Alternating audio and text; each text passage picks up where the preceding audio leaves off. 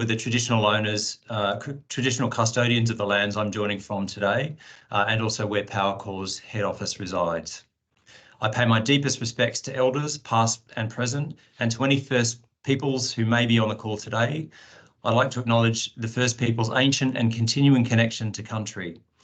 Our vision at Powercor for reconciliation is an inclusive and unified Victoria that honours, acknowledges, learns from and respects First Peoples' history, heritage, culture and inherent rights as traditional owners, leading to the development of respectful and mutually beneficial relationships, increased opportunities, greater equity and better outcomes for all. We're here today to talk about Powercor's application to the Essential Services Commission for a transmission licence, which will allow it to design and build transmission infrastructure within the Powercor network. During the webinar, you'll hear more about what it would mean for Powercor to be granted a transmission licence and how local communities would benefit. We'll also explore what services Powercor would provide, the skills and resources it would bring to the table, and how Powercor will work with communities to ensure the best possible outcomes for all. I'm delighted to introduce the members of Powercor's executive team who are leading this transmission licence application. First, Renate Vogt, Powercor's General Manager, Regulation. Renate was appointed as General Manager in December 2016 and has more than 2 decades of experience in electricity infrastructure.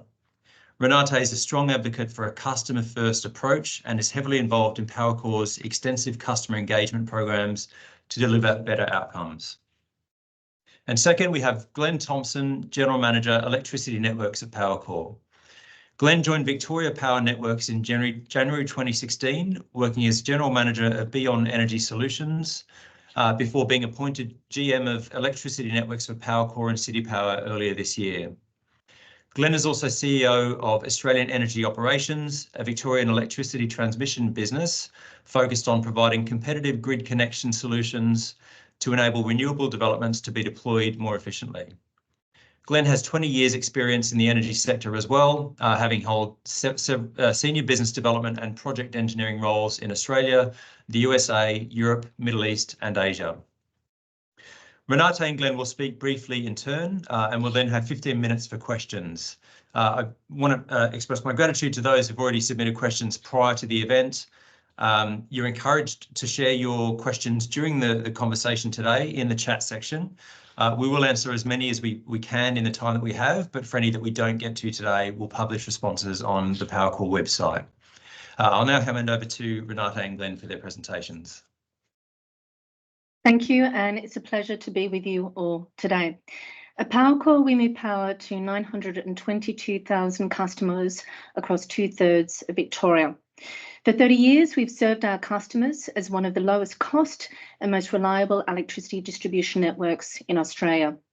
Now, with this experience as an established network service provider, we're excited to be embarking on this new role, having submitted our application to the Essential Services Commission for Powercor to become a transmission operator in Western Victoria, covering the Powercor distribution network area.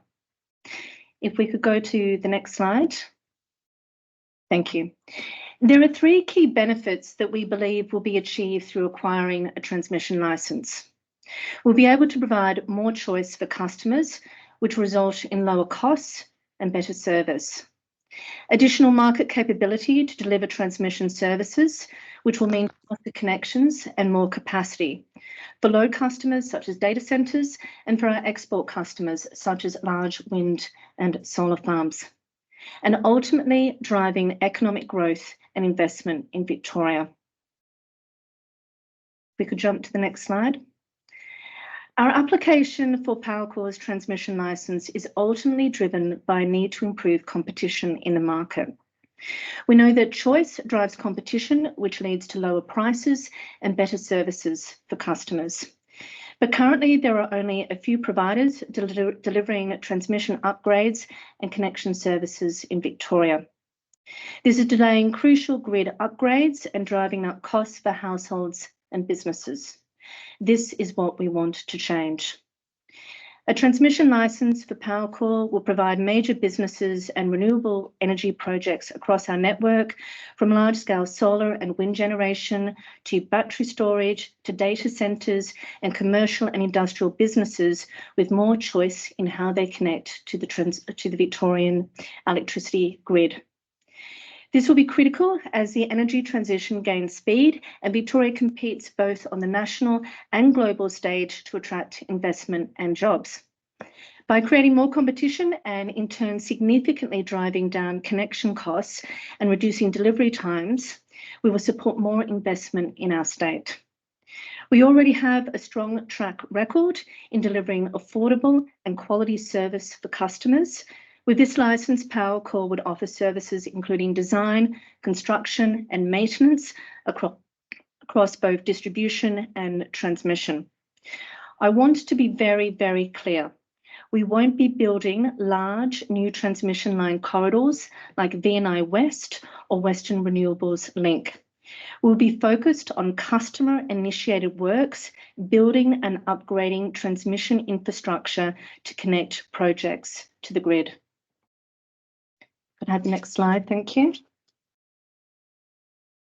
Powercor is already playing a critical role in supporting Victoria's clean energy transition. Today, the Powercor distribution network has around 2.6 gigawatts of renewable generation connected onto its network. But we know that faster transmission connection and greater capacity is essential to support Victoria's ambition to deliver 65% renewable generation by 2030 and help unlock more than 10,000 megawatts of capacity within our state's designated renewable energy zones. We are rapidly approaching a critical point in our transition to net zero, when major network upgrades will be required to accommodate a huge amount of wind and solar energy.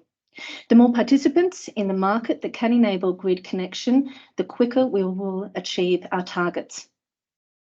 In addition to renewable generation, we will also be supporting our load customers to connect onto our network, whether or not that is data centres or other large commercial and industrial projects.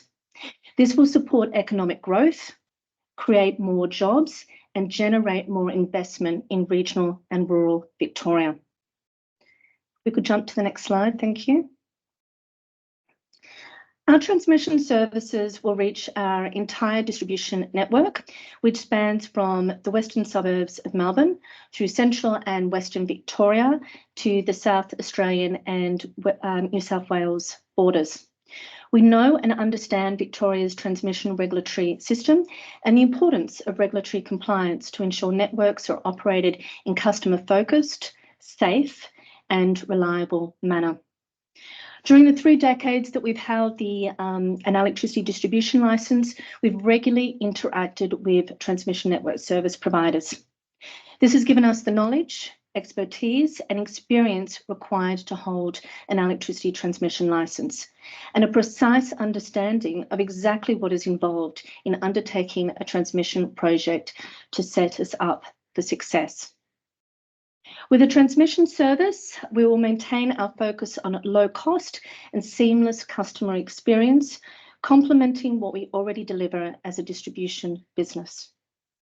The new Victorian Transmission Investment Framework being implemented by VicGrid will offer a new approach, giving communities a real voice in the planning process for the transmission network, and will attract the investment Victoria needs to transition to renewable energy. We'll work closely with VicGrid and ensure our plans abide by the new framework.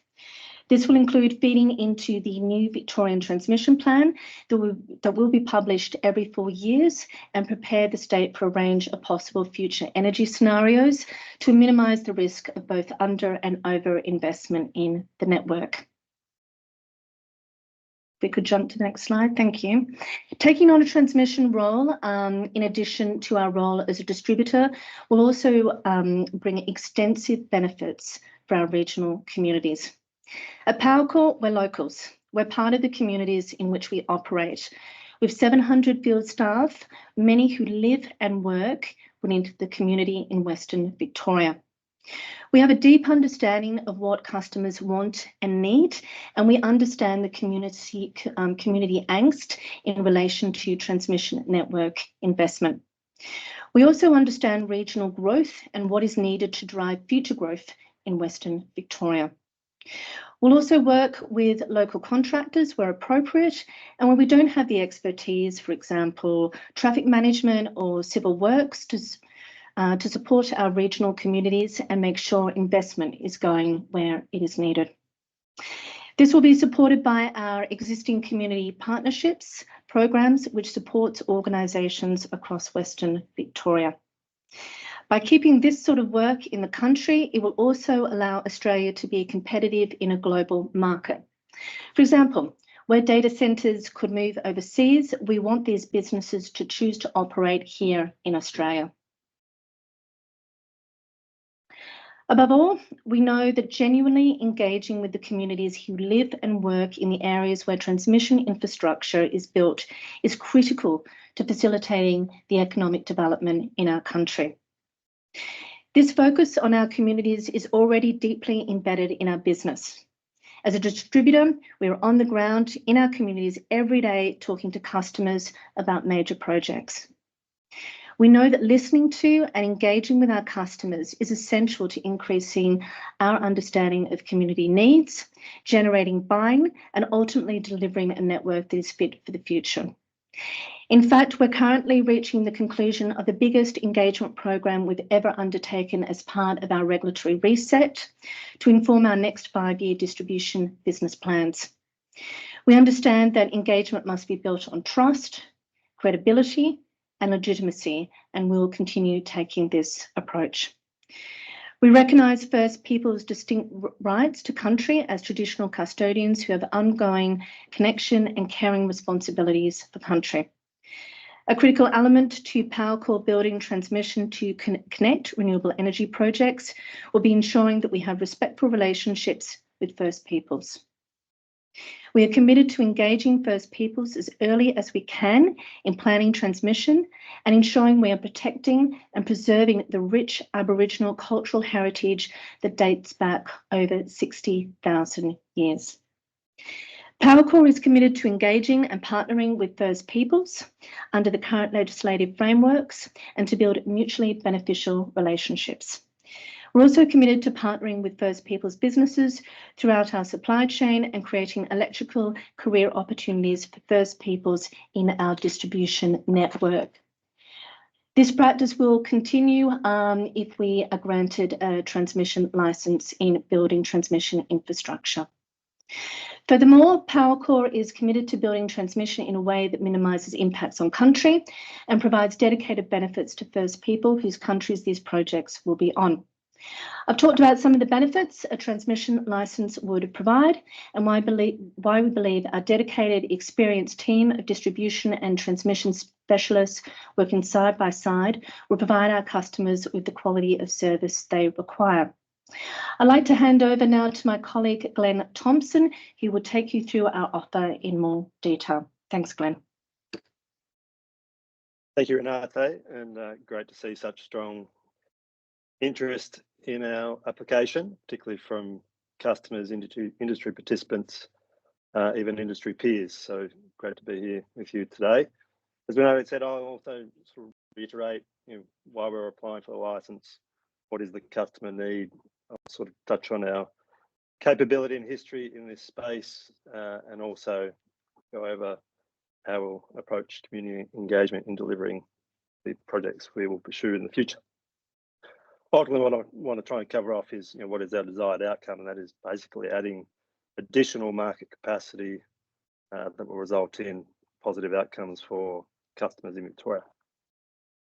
As you're aware, the purpose of Powercor at a distribution level is to ensure all forms of distributed energy resources are connected to the grid efficiently, and that includes customer loads, both new and existing, to ensure that we have a system that is integrated efficiently and flexibly so it can benefit all customers in Victoria and help grow the economy.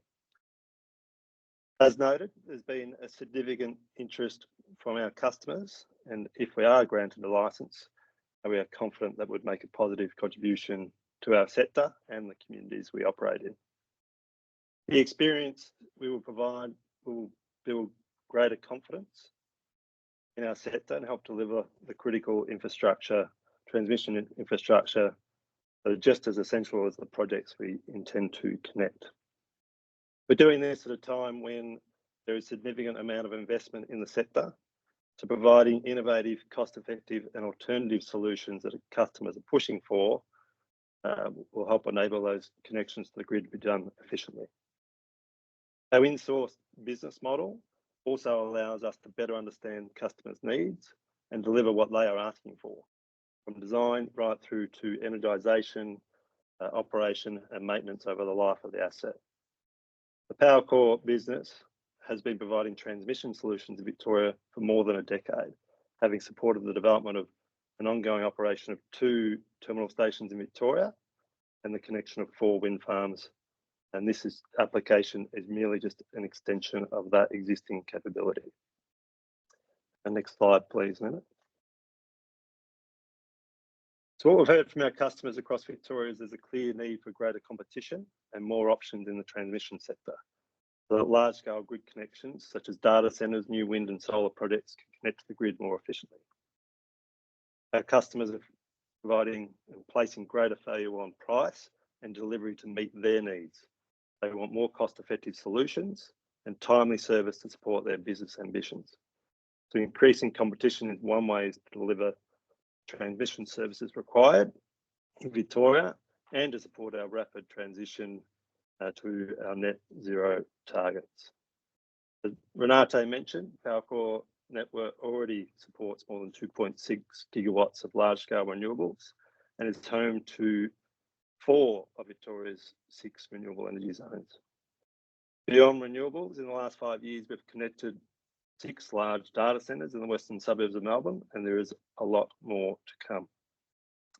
If we are granted a licence, our focus will be on working with customers and providing quality service to connect them efficiently to the grid. For clarity, and to reiterate Renate's earlier comments, it's important to note we are not considering construction of large transmission line corridors like the Western Renewables Link or VNI West. We expect the majority of projects to be located relatively close to existing transmission infrastructure, and we will be intending to build and operate these assets as if that's the customer's preference. We also know that our customers want a process that is simple and streamlined.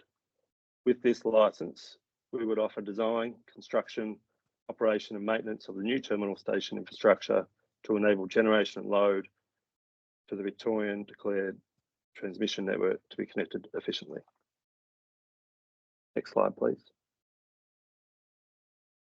Our in-house skills and resourcing partners with our existing network will allow us to offer customers located anywhere in Western Victoria a more efficient choice for transmission, with the intention that this results in lower cost, quicker connection. We would also be able to own and operate and maintain any upgrades required of these assets, meaning we can look after the whole life cycle of transmission project from design through to the operation and maintenance phase. As a business that has operated across Victoria for decades, we're on the ground in these communities and know the areas we work in. And it's that insight, coupled with our technical and operational capability, which allows us to come up with the most efficient and least cost solutions. Customers will ultimately be able to choose between the regulated solution provided by the incumbents or the alternative solutions which we may offer. Many of our people have extensive experience managing and operating both transmission and distribution networks. As noted earlier, our resources have already played a key role in building and operating 2 terminal stations in Victoria, connecting 4 wind farms. We've got a team of dedicated of more than 2,000 people working across 14 depots and offices in Western Victoria. Having our distribution and transmission specialists working side by side will allow us to be agile and provide an even better level of service for our customers. Our people live and work where these projects will be delivered, and where needed, we will scale our workforce for construction, operation and maintenance of a transmission network. Any additional resources will ultimately depend on the volume of activity that customers select Powercor transmission solutions for. Next slide, please. Importantly, as Renate mentioned, we understand the need to be empathetic and authentic in terms of our engagement with communities and other key stakeholders. We have stakeholder engagement specialists who are embedded in our major projects team today, and their deep knowledge and expertise will be used to support engagement with these communities living near any major transmission projects. We'll take the learnings and practices from our role in distribution into transmission. Our usual practice when undertaking distribution works is to engage closely with those that will be impacted. This means negotiating with landowners in an effort to reach mutual agreement, rather than rely on compulsory land acquisition powers. We plan to continue this approach when building new transmission infrastructure, aligning with the ESC's new land access code of practice to build and demonstrate community understanding and buy-in. As we do today, we seek to minimise impact on landowners wherever possible by using existing land access rights, for example, by constructing lines in road reserves as an alternative to crossing private land. One last thing I would say about our approach to community engagement. We engage constructively with the communities we operate in, not because we have to, it's because it's the right thing to do. I'll just briefly touch on environmental management. Again, it's no different, it would be no different than the way we operate today. We will focus on reducing our environmental impact as much as possible, ensuring all transmission works have the required approvals, and assessing the need for environmental planning and heritage-related permits and approvals where required. Next slide and final slide for me before we move into Q&A. So in summary, and perhaps reiterating, expanding into transmission will have a hugely positive impact on competition for the provision of transmission infrastructure in Victoria as an extension to our existing distribution capability. This will ultimately drive three key benefits: more choice, better service for customers, and additional market capability and capacity to deliver transmission services in a timely and cost-effective manner, delivering economic growth and investment in the state of Victoria. We've spoken today about the 30-year history as being one of the lowest cost, being one of the most reliable electricity distribution networks in Australia, which puts us in a strong position to build, operate and maintain transmission network and assets that will deliver benefits for all Victorians. So to conclude, granted a licence, our experience will build greater confidence in our sector to deliver the transmission services that are needed in a timely and cost-effective way and generate economic growth for an investment in our state. Thank you for listening, and I'll hand over to Scott now to summarise next steps and to coordinate the Q&A.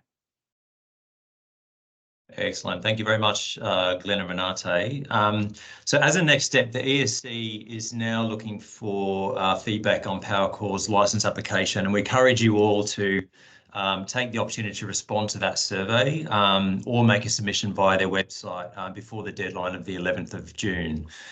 There's more information about the consultation available on Engage Victoria's website, and the link for that is on the screen now. There's a QR code there to allow you to access that easily.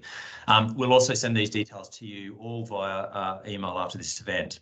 I should point out also, I saw some chat in the chat function. This recording will be made available for anybody who wasn't able to hear because of AV issues or whatever. We'll now address questions from the audience, and again, I'm seeing lots of action in the chat function. We did actually receive quite a lot of questions in advance of the event, so we're going to tackle those initially, and then hopefully we'll have some time to pick out some questions from the chat today. So just to begin with, one for you, Renate. The Powercor ESC submissions premised on the notion that Powercor will offer more timely and cost-effective connection solutions for renewables in its patch. What assurance is proposed to ensure that this becomes a reality? More competition is a good thing if it's real competition, not just me too. Yeah, that's a really good question. As Glenn said, we are committed to a competitive tender process to demonstrate our credentials, and we will work within the existing regulatory framework. We have provided a draft of Powercor's tender policy, which we submitted to the ESC with our application. So you can find it on the ESC website, and you can also find it on our website, the Powercor website. So I do encourage everyone to have a look at that policy, and if there's any feedback or improvements that we can make, we're all ears. So what does that mean in practice? So if a customer wanted to connect onto our sub-transmission line and there was associated transmission works required, we would tender for those works, and we would choose the least cost solution, whether or not that was from Powercor transmission, if it was granted a license, or from another TNSP. If the augmentation works was driven by demand on the distribution network, then that would just go through its usual process where AEMO would actually tender for the works, and I think in 2025 it'll be VicGrid. Excellent, thanks, Renate. The next one's for you, Glenn. Does Powercor intend to exercise compulsory access powers under this new licence to enter and construct where agreements for corridor locations have not been made? Thanks, Scott. I mean, just to be clear, I mean, our role will be to design, build and connect customer projects to the existing transmission network. So if granted a licence, we don't intend to be building the large transmission line corridors such as Western Renewables Link and VNI West, as I touched on earlier. The location of where the new transmission infrastructure will be located will ultimately depend on the customers and where the customer projects are located. Some may be within the existing corridor locations, some may not be. So while we have compulsory access powers, in those instances where we may need to build assets on private land, our focus will be on coming to mutual agreement with landowners. And we've already published our land access commitment on our website, so I encourage people to do that. And quite often, the customer may have already done those arrangements as well. Excellent, thanks, Glenn. Renate, another one for you. Will a transmission licence Powercor's applying for be a conditional one or a full licence like any other transmission service providers are holding in Victoria? Oh, that's an interesting question. It is conditional in the sense that it covers the Powercor distribution network geographical area, and it's only up to 22 kV. Excellent. Glenn, one for you. Where will the resources come from? Currently, there's a short. Sorry, I just want to read 220 kV. Thank you. Glenn, where will the resources come from? Currently, there's a shortage of electrical fitters and tower linesmen. Will they be coming from overseas? No. I mean, just again to reiterate, we already have a lot of the skills and capability within our business to deliver transmission services and infrastructure, with more than 2,000 people in the wider business and spread across multiple offices throughout Western and Northern Victoria. And the volume of what we need in addition to that will ultimately depend on the customer volume and how much work is awarded to us, because it's ultimately going to be the customer's choice. So when we need to scale up, we'll obviously be creating new jobs as they're needed, and we're always growing, around 50 apprentices each year, depending on really customer demand and I guess the energy transition as a whole. So naturally, we're embedded in the communities we work in. We want to support them. We're always leveraging local contractors where it makes sense to do so. So as a whole, we see this as quite a good benefit for the Powercor patch of people, I guess, and local businesses where those projects will be located. Basically, if you're a linesman or an electrical fitter, get in touch, basically. Renate, back to you. Does Powercor already have potential transmission projects in the pipeline? If so, is one of them the Wires project? Otherwise, why are you applying for a transmission license without identifying any transmission assets? At this stage, we don't have any projects planned. The projects will, on the whole, be customer initiated and customer driven. I guess just to reiterate the point that the reason why we've applied for a geographical license, which is pretty unprecedented, covering the Powercor distribution network across Western Victoria, is to drive competition, to deliver a better service for our major customers. It's pretty simple. Okay, Glenn, this one is sort of a bit of a follow-on from the previous question, but has the current skill shortage, both professional and trade, been considered, and will this be affected by current EBA regulations? No, well, we have considered all aspects of how to make sure this is a success. Should we be granted a license? As I said, we're a large business in our own right already, and a lot of in-house skills. And in terms of EBA regulations, we already have EBAs in foot. They will continue, and those relationships are positive, always being enhanced, and we expect that to continue as this progresses. Okay, Renate, I admit I do not understand this question, but I'm sure that you will. There's an uneven playing field when it comes to all network use of system charges for transmission connected batteries versus network of use of system for grid scale batteries on sub-transmission and distribution networks. If Powercor is granted a transmission license, will that enable you to offer negotiated NUOS offers for batteries on sub-transmission and distribution, similar to what's already on offer from TNSPs with respect to transmission connected batteries? So yeah, that is a complex question. I'm assuming a battery proponent asked that question. So if we were granted a license, a Powercor transmission would have more flexibility in terms of how it set a network charge for a battery proponent connecting onto the transmission network.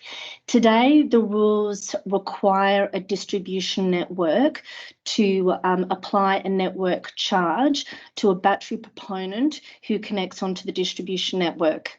It's actually specified in the rules. However, if a battery proponent connects onto the transmission network, that can be negotiated. And depending on the circumstances, it can mean no network charge is applied, which is has become actually an issue because it means that battery proponents are more likely to connect onto the transmission rather than onto the distribution network because of these rules. Okay, thank you. We'll move on to another one for you, Renate. What's the usual time frame when the license shall be granted? Is Powercor in a position to enter the market straight away? For instance, does it have in-house skilled labour? I understand the land access, planning and environment approvals work required. I think you've somewhat answered this, but perhaps you could address that. In relation to the first part of that question, the ESC is the best body to determine to answer that question because they'll be assessing our license application. It's actually up on the website for consultation, so I do encourage people to provide their feedback. And if we are granted that license, we'll be ready. As Glenn said, we have the expertise, we have the skills, and we have the resources to deliver transmission services today. Thank you. Back to you, Glenn. Does Powercor require a dispensation to hold both transmission and distribution licenses as a service provider to operate in Victoria? That one is no. Powercor will have all required licenses to act as a transmission infrastructure provider in Victoria, and there's no ring fencing provisions preventing Powercor or other providers from holding both distribution and a transmission license. And in fact, existing providers already do have both. And another one for you, Glenn. Does the proposal include neighbourhood batteries and substations which connect domestic rooftop solar? No, they will be obviously connecting to distribution network, so not the transmission matter. Okay. Renate, will you make your what will make you different to other proponents currently on the market? Yeah, that's a good question. I guess, the first point I'll make is that we've got a good track record. The Powercor distribution network is the lowest cost and most reliable rural distribution network in the country. So I guess that's my first point. The second is the point that Glenn made, was that we have our in-house team who live and work in Western Victoria and are part of the local communities. So they understand what our customers need, and we're listening. And then I guess the third point is also the one that Glenn has already made, was that we have many opportunities to use our existing sites to plan and build for transmission infrastructure, which will mean that our footprint will be far, far smaller than when you compare it to the large 500 kV transmission line corridors. Excellent, thank you. A couple for you, Glenn. Firstly, will Powercor be developing RESs connected to the Powercor network?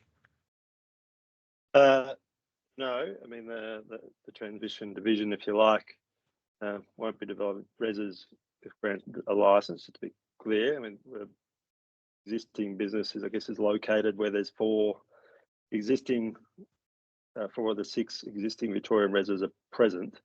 But where we are participating near that, in effect, what we're doing is providing competition to the alternate. But in effect, the res zones are already nominated. We're not developing a res by ourselves.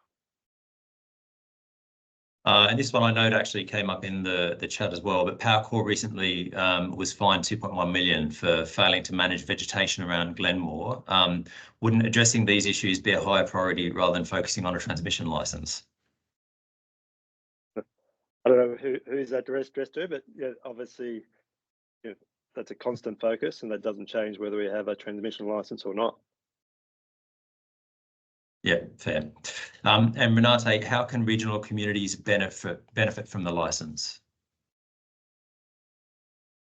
Regional communities can benefit from the licence because we'll be using, well, one, the footprint of these projects will be a lot smaller.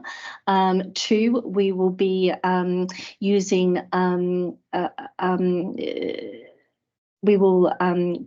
the people from those local areas to help build those projects. So it'll help in terms of encouraging employment in regional and rural areas. And it will also mean a greater focus and higher reliability in those areas. And I do notice that a lot of questions are actually coming through, in fact, reset questions on the need for regional and rural upgrades in Victoria. And that's certainly something that we are very, very focused on in our next 5-year investment plan. We might actually include the Engage website in our update, just so people can see the type and level of engagement and the outputs of the engagement activities that have come from that. And another one for you, Glenn. I'm interested to know how a civil company who supports CPPC on minor civil works might best position itself to develop compliance, accreditations, etc., for the transmissions and renewable energy projects that come from the acquisition of the transmission licence. Yeah, I mean, it's obviously we have a lot of contractors already part of our system, and it's hard to tell where that first or second or third project will be, because as noted, there will be customer driven, and some contractors have sort of statewide capability, some are more niche in terms of geography or skills. So I think naturally wherever there is a large project, that should be well publicised through our various procurement platforms, and certainly where there's additional skills to be utilised for the benefit of delivering those projects, we'll be seeking them out. But I dare say if someone has capabilities already today, they can also help our distribution business, so they can engage without waiting for transmission. Excellent. So we're actually through the sort of pre-submitted questions. We'll draw some from the submitted ones in the chat. This one's for you, Glenn. If granted the license, how long will Powercor need to build up its internal capability and resources to commence transmission construction or augmentation project? Or is Powercor confident of its current capability and resources being adequate to a TNSP now?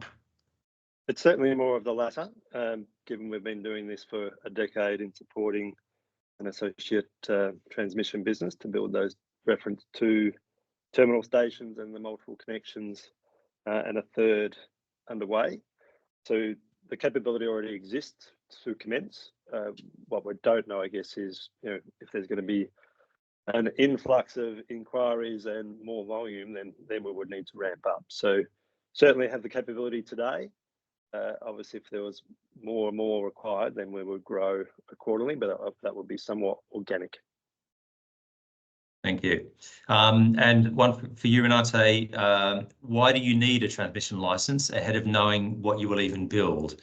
How does that open up competition? That's a really good question. The reason why we have sought a geographic license is because it just speeds up the process. Today, you can, submit for an asset transmission license, which a lot of service providers have applied for, but it slows down the process. If we are granted a geographical license, we can respond to customers far more quickly. And again, this is about the tendering process and perhaps for you, Renate, but why are you tendering for work? Why not award all work from Powercor distribution to Powercor transmission? I think because, we're focused on what the best outcome is for the customer, and the best outcome for the customer is the lowest cost solution. And to best ensure that is through a competitive tendering process. I mean, ultimately, at the end of the day, these costs, when we talk about transmission costs, are passed on to the customer. So the reason why we're doing this is in the best interest of customers. Thank you. And Glenn, so what effect on transmission infrastructure pricing do you think Powercor's transmission license will have? Just reiterating, these are customer projects, so providing choice always provides competition. So the customer will have the choice whether to go for the current state of quo or versus an alternative solution, and they'll make a choice on what is the best interest of their project in both cost and time. And that means the solution put forward by a Powercor transmission license is not the first choice, then that's probably a good thing. It means the current situation has improved. Thank you.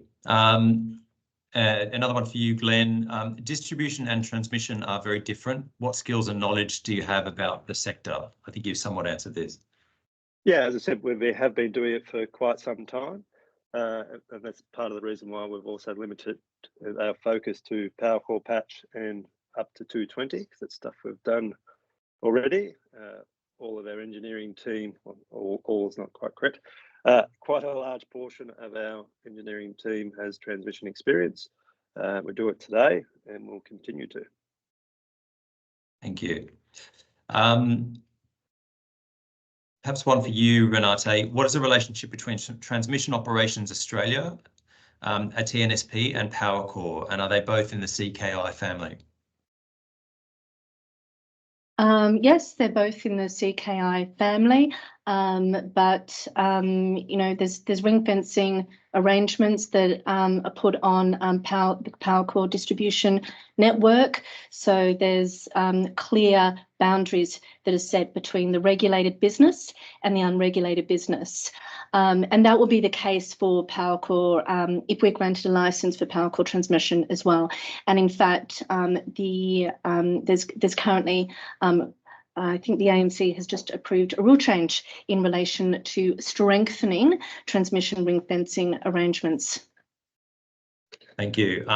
Glenn, this might be one for you, but how will Powercor work with landholders? Yeah, as iterated through the process. I mean, first of all, it's early engagement. Quite often, being customer-led projects, most likely the customer will start that engagement. But at the same time, we'll do what we normally do and be on the front foot, open and transparent engagement if it's led by us. But I suspect the initial engagement will be led by the customers, and by the time that comes to us, I expect if projects have already been approved and proceeding, that positive relationships are already in place. And that's certainly obviously a key part of the due diligence for us, is to make sure that where we're delivering these projects, the communities have been engaged, the people that are going to benefit them are on board, and it's done in a mutually acceptable fashion. Thank you. I think another one for you too, Glenn. How will you work with AMO and VicGrid? I mean, that's sort of, I guess, what we do today at distribution level, and there's always crossovers between distribution and transmission in the first place. Obviously, there are moves afoot between AMO and VicGrid. We have strong relationships with both. And again, I think both would be happy to see competition and improved pricing in transmission projects. So I suspect they'll be happy to see this move forward, but that's for them. I'm sure they'll engage with ESC too, but to me, it's BAU to make sure projects are connected efficiently. Thank you. And this, I think, is probably another one for you, Glenn. Will this license enable existing 66 kV distribution large load customers to become 66 kV transmission customers on the existing network infrastructure? Could be one from Renata. I suspect not. The nuances of the rules there, I'm not sure, but might have take that one on notice. Yeah, and I think that there is a bit of a nuance in the rules in Victoria where it can be kind of classified, 66 kV as distribution or transmission. Just noting that Powercor is the distribution authority and planning authority for 66 kV. This one's for you, Renate. I'm a Powercor distribution customer. What does this mean for me? What does it mean for you? I guess what it means for you is that, we will continue, as we always have, to deliver you, the lowest cost and most reliable service in the country. And we're very committed to that, and we'll continue to be committed to that. And as I noted, there has been a number of comments that really have touched on our reset. And we heard loud and clear through our reset engagement the need to improve reliability, performance for our regional and rural customers, and we are certainly planning a package of works to start improving the regional and rural infrastructure in Victoria. Thank you. I'm just quickly looking the chat function to see if there's any that we haven't attended to.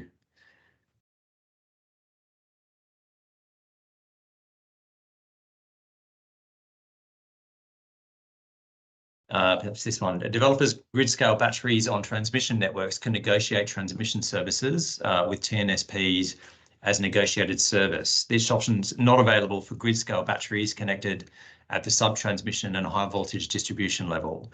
If that application is successful, would it be possible for developers of grid-scale batteries to negotiate services and NUOS charges with Powercor as a negotiated service for connections at the sub-transmission and high voltage distribution level? That's a really good question, and we will respond to it. Can we just take that one on board? Yes, absolutely. Yeah. And that wouldn't be, and can I preface, that wouldn't be due to a choice by the business. No doubt we would be somewhat, I guess, restricted or guided by what the rules or the, what the rules allow us to do. Excellent, thank you. There's a number of questions around the cost and how a transmission license for Powercor will actually deliver lower prices. Can perhaps one of you elaborate on that? Yeah, I'll cover that, Scott. I mean, it's a little bit like the earlier question.